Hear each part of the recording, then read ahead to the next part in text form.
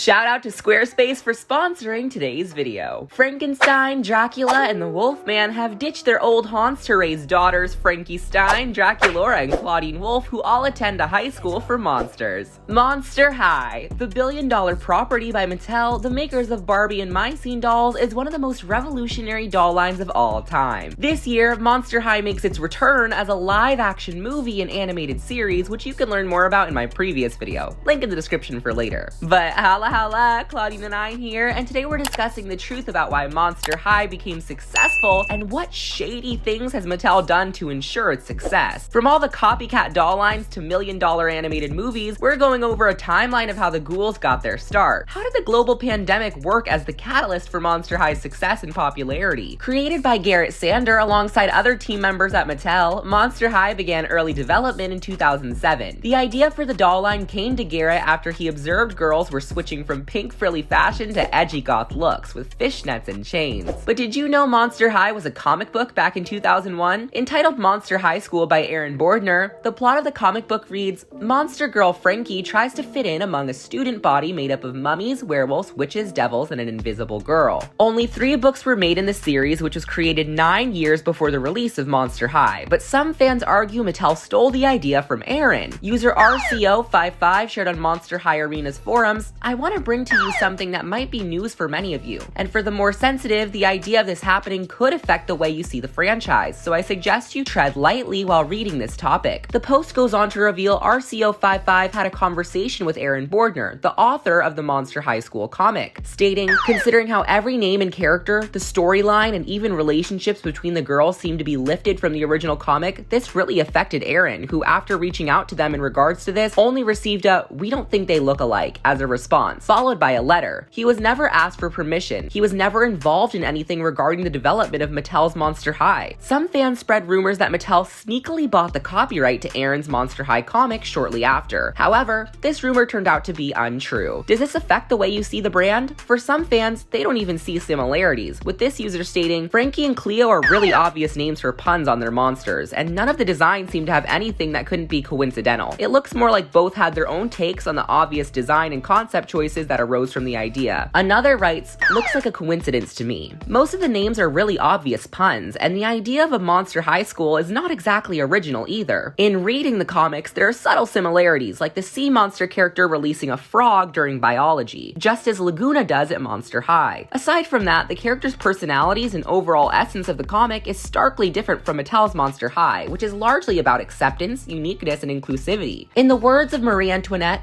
nothing is new except for what has been forgotten. But ironically, competitors created very similar doll lines to Monster High. More on that later. Unlike any other doll line, Monster High was largely marketed by its website and animated series. Now hear me out. Having a website and animated series isn't unique. Basically every other doll line at the time did this. Liv, Bratz, Barbie, you name it. They had an interactive website and movies to follow. But what made Monster High special is that the first commercials never even featured dolls. The ads for Monster High would have indicated it's merely a website with fun games and webisodes to check out. During the age of digital entertainment, Mattel realized that digital entertainment is oftentimes free. How can you compete with free? Mattel's strategy? Release a music video that leads to the website. That music video now has over 80 million views. That's only shortly under Lady Gaga's music videos uploaded around the same era. Something fundamental to Monster High that differs it from other franchises is that each character has a complex storyline with detailed backstories and individual story arcs. Not only did we get to explore these characters' stories during the original web series, but each Monster High character had a bio on the back of their box, detailing their favorite foods, killer style, and freaky flaw. But to elaborate on this, the dolls included diaries, which gave an even deeper look into the characters and how their dynamics played off of one another. This type of character development created a tight bond between fans and characters. Some fans related most to Draculaura, some fans loved Frankie, some fans saw themselves in Claudine, and with so many personality types and backgrounds, basically anyone could relate to a Monster High character.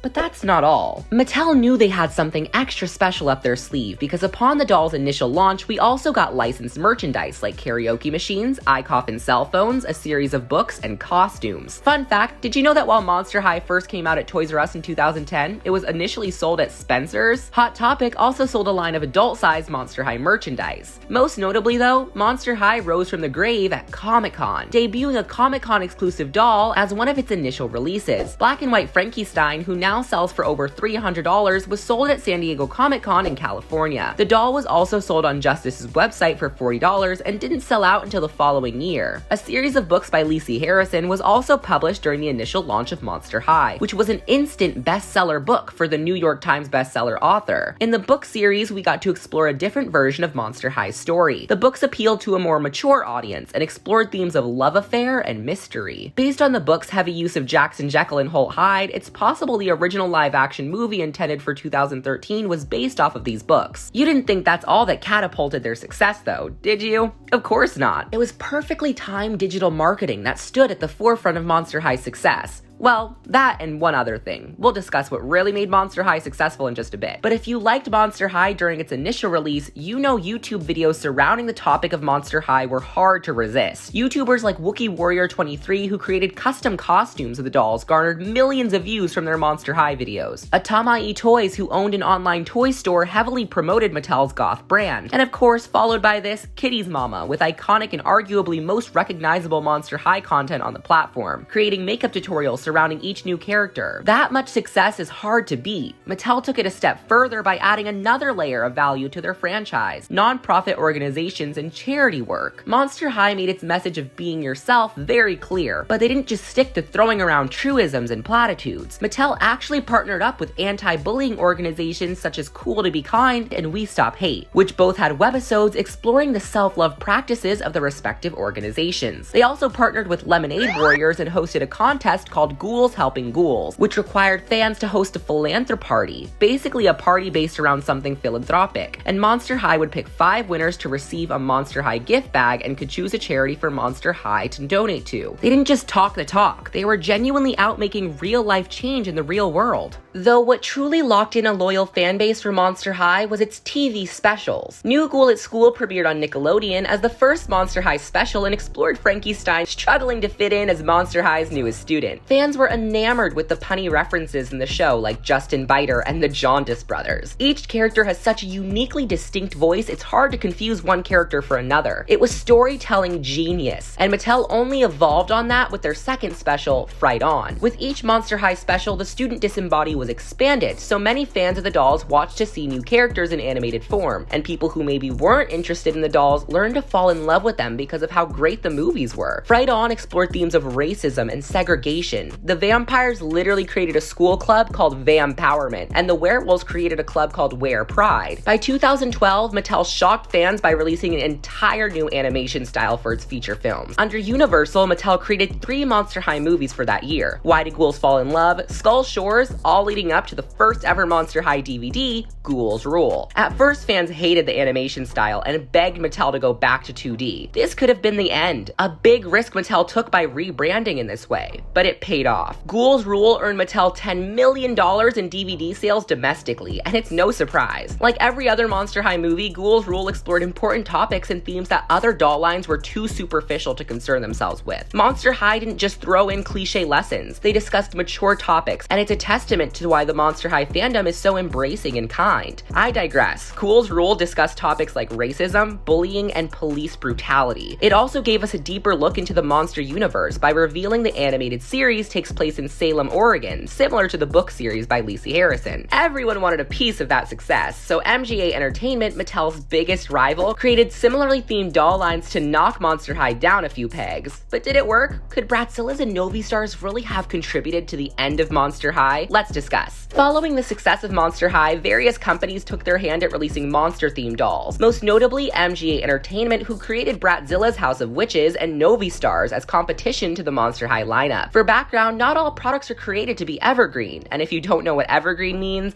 it's basically something that doesn't rely on fad or time sensitivity. It can last forever. So Bratzillas and Novistars were likely made specifically to capitalize on the ending of the popularity in monster and horror themed dolls. But they weren't the only rivaling brands. Spin Master released Once Upon a Zombie, and Jakks Pacific released Zombie Girls. There were other less notable monster themed dolls that came out after Monster High to profit off of the freaky fad. But alas, Monster High beat them all, and by 2014, each franchise was silently discontinued. It doesn't seem any of the competition affected Monster High, and if it had, it did very little damage. The truth of what damaged Monster High's rapport with fans may shock you. No, it wasn't Karens and parents complaining the dolls are scandalous, and no, it wasn't the reboot. The downfall came somewhere in between. As I discussed in my first Monster High reboot video, Mattel lost the rights to Disney after creating Ever After High. Disney felt this was disrespectful competition to its own franchise and took their dolls over to Hasbro, who has been making Disney dolls since 2015, and awfully so. But I'll save my opinions on Hasbro's Disney dolls for another time. However, Disney Dolls was one of Mattel's biggest moneymakers. It contributed billions to the company on its own, and that doesn't even include the billions made off of Frozen. So when Mattel lost their Disney money, they likely lost the funds to pay for upscale factories that created high-scale dolls, leading to major decline in quality for Monster High and Barbie. As if losing profit wasn't enough, this was the beginning of popularity for surprise Easter egg toys, the dopamine hit phenomenon that temporarily killed all fashion dolls. Yep.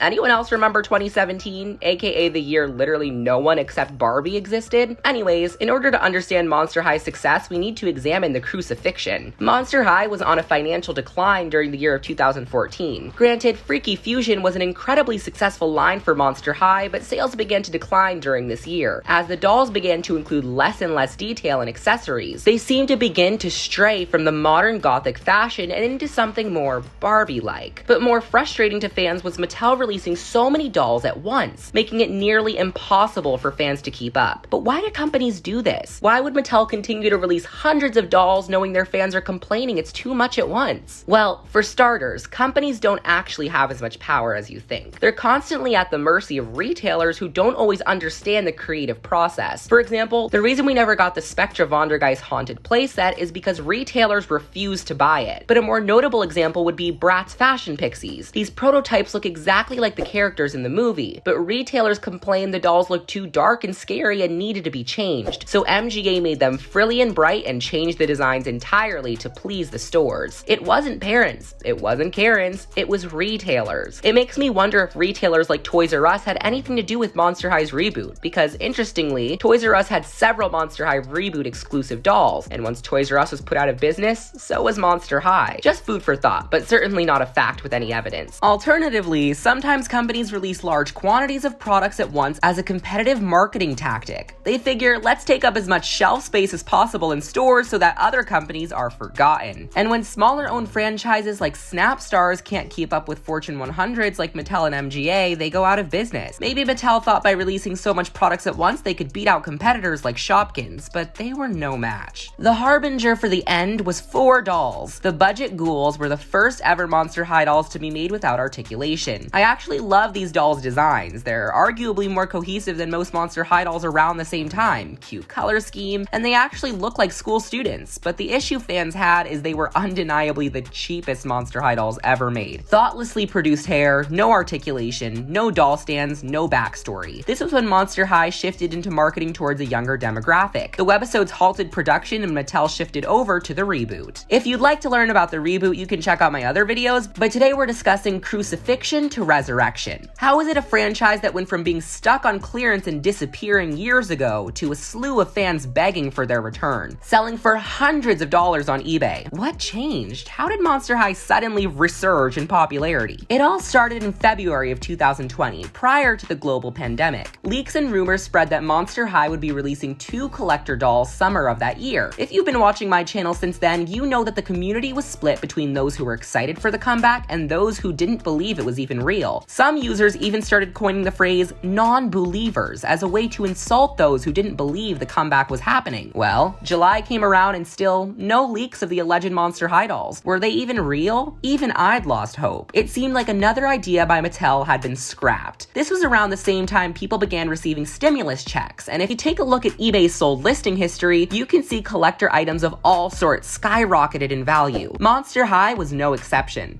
Dolls that once sold for $20 on eBay were suddenly worth $200. People had money they wouldn't normally have and decided to splurge. Supply and demand is nothing new. This has been since the dawn of time, and since stimulus checks allowed some people a little bit of extra dough in their budget to buy Grail dolls, people who lost jobs and were desperate for money sold off their collections at higher prices than ever before. This marked a catalyst for the resurgence in Monster High fans because people could finally afford to buy Comic-Con dolls they've always wanted for years, customizers could buy doll lots of naked ghouls to repaint, then suddenly during the magical month of October, it was finally revealed the dolls were real, and Pennywise / the Grady Twins made their Monster High debut. Fans rejoiced, and the collector dolls sold out within only 2 minutes. Sure, this led to fans rioting and exuberant scalped prices on eBay, but now the prices have simmered down and fans are eager for more. Also during October was the pivotal moment for the Monster High brand, the Monster High Makeup Challenge. Abby and Charlotte Roberts most notably took on the challenge, serving as the trailblazers for the makeup trend success. Many famous TikTokers took their hand at dressing like the ghouls and monsters of Monster High. Thanks to this trend, Monster High searches were higher than ever. People were reminded of a nostalgic pastime prior to the loneliness of the pandemic. Many went back and re-watched the old Monster High movies, recalling how meaningful and well thought out each film was, leading to even more Monster High TikTok trends of fans recounting their favorite movie scenes. Basically, it all happened at the right place and at the right time. Now, Monster High has announced it's coming back and has started up its socials again. Within only 1 day of posting on their Instagram for the first time after 3 years, the Monster High Instagram gained over 50,000 followers, and the platform only continues to grow. So how is the brand thriving now, even without any new products? Fans. Fans have always been the key to Monster High's success. It's cultivated such a creative and talented community of people, like my friend at Sarovic_designs on Instagram, who creates beautiful reimaginings of Monster High characters in fashion sketches. I've linked his Instagram below to check out. Monster High fans also continue to create stop motions, do wonderful photography, and beautiful cosplays of the ghouls we know and love. So to summarize, there's no one answer as to why Monster High became the global phenomenon it is. It's just a freaky, fabulous franchise that has many facets and multi-dimensional layers that pulls in fans of all ages. Speaking of fans, today's sponsor Squarespace is the perfect online platform to create your own website. For example, a Monster High fan website if you wanted. Connect with your audience and generate revenue through gated members-only content. Manage your members, send email communications, and leverage audience insights all in one easy-to-use platform. If you're looking for an easy-to-use platform to create a website, Squarespace is the only way to go. Go to squarespace.com for a free trial, and when you're ready to launch, go to squarespace.com/Claudina9 to save 10% off your first purchase of a website or domain. If you enjoyed today's video, you'll love all my other videos discussing Monster High, which you can check out on my channel. As always, don't forget to give this video a thumbs up, turn on notification, and subscribe. Thanks for watching. See ya!